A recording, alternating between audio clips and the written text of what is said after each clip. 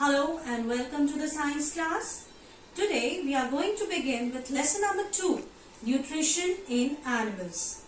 As you are already aware that nutrition is an important process that takes place in living things, whether it is plants or animals. We are already done with nutrition in plants in our lesson number 1.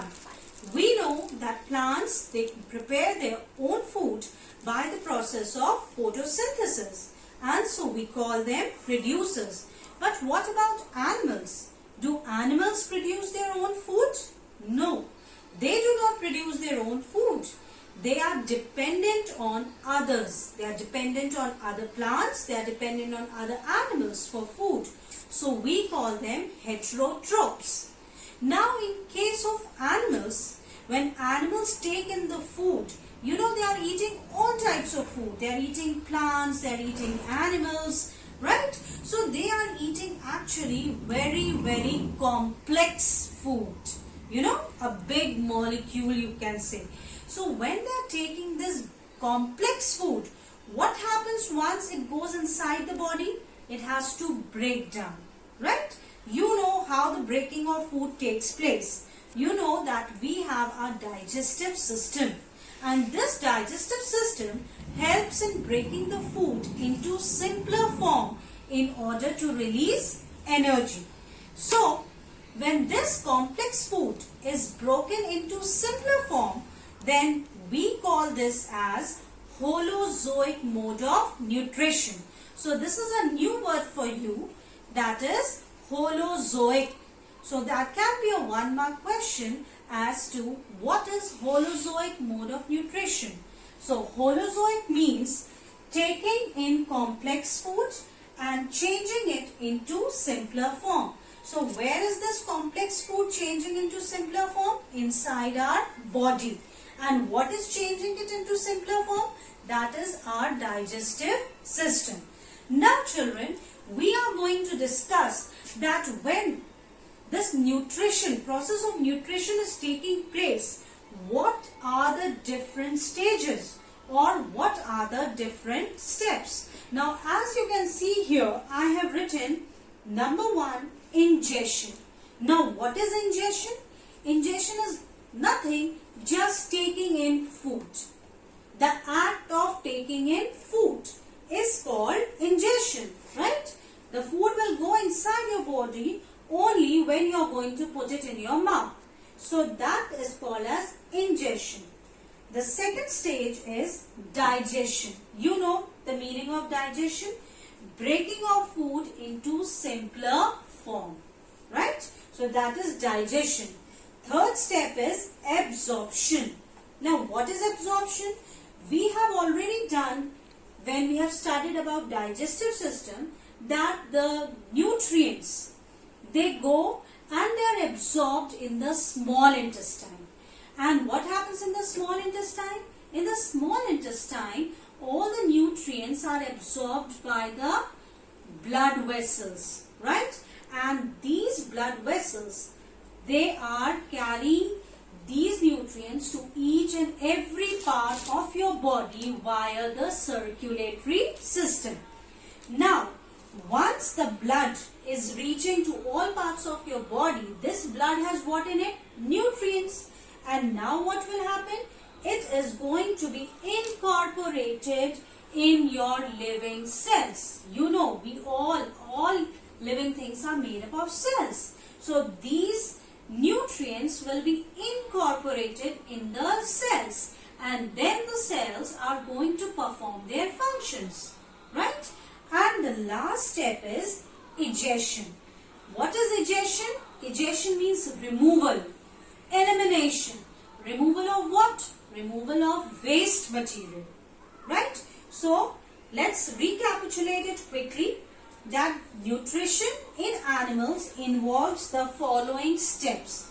Number 1, ingestion. It is the act of taking in food. Number 2, digestion. That is breaking of the food. Number 3, absorption. That is taking place in the small intestine, where the nutrients are absorbed by the blood and reaching all parts parts of the body via the circulatory system. Then is assimilation, that is all the nutrients will be incorporated in the cells, and once the cells will get the energy, they are able to perform their functions. And the last is ingestion. Ingestion means removal of the waste material. You know that the waste material is absorbed or it goes into the large intestine, and from there it is thrown out of our body. Now we will start with the process of ingestion. So, now we are going to discuss about ingestion. So, what is ingestion? Ingestion is the act of taking in food in the mouth. Now, since all animals are different, so they have different ways of taking in the food. Ingestion, right? Instead of using the word taking in the food, I will be using the word ingestion. So, most of the animals have a different method of ingestion. So, let's discuss about some other animals. First of all, let's talk about the human beings. So, it is our hands that help us to keep the food in our mouth. And once you keep the food in the mouth, it's your teeth that helps in grinding and crushing the food, right? Next is amoeba. Now amoeba is a single-celled organism. What do I mean by single-celled? Single-celled means one. It is a one-celled organism. Like we human beings, we are multicellular. So now how this amoeba is going to ingest the food? This amoeba, again, it is also, what is it going to do? If the food particle is over here, it has a false feet. And what do we call this false feet? This false feet is called as pseudopodia. Now this is pseudopodia, just a false feet. Now what will happen? This pseudopodia will engulf or take in the food inside. So what is helping the amoeba to ingest the food? It is pseudopodia. Now let's talk about again a multicellular organism, that is hydra. Now this hydra, you can see it has some fine hair-like structures. These fine hair-like structures are called tentacles. So which organ is helping a hydra to ingest the food? It is the tentacles. Tentacles are fine hair-like structures. So this is the food item, and the tentacle will take the food item inside the hydra, right? Then you all know about butterfly, mosquitoes, housefly. They all have feeding tubes. You all have used a straw. We use a straw to drink cold drink. Exactly, they also have straw-like structures, and they are called as feeding tubes, which help them to suck the food. For example, butterflies, they suck the nectar.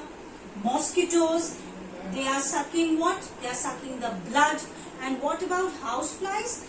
Houseflies, first of all, they are going to put their saliva on the food. And once they put the saliva on the food, they make the food soft and in the solution form. And then this solution is ingested with the help of the feeding tube. Next is the starfish. You know, starfish has a very unique method of ingesting the food. This starfish has tube feet all over its body.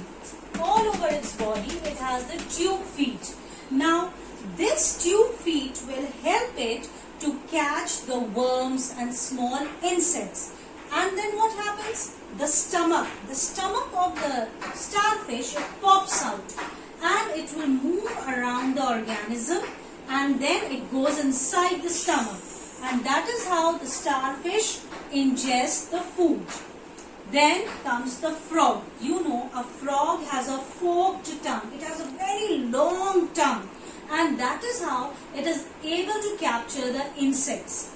Even snake, snake has a different method of ingesting. It can swallow an organism completely. Bees, they suck the nectar. Now in our next class, we are going to begin with the second step of nutrition, that is digestion. Hope you have enjoyed and understood the chapter. Do read the part in your textbook for better understanding. Thank you.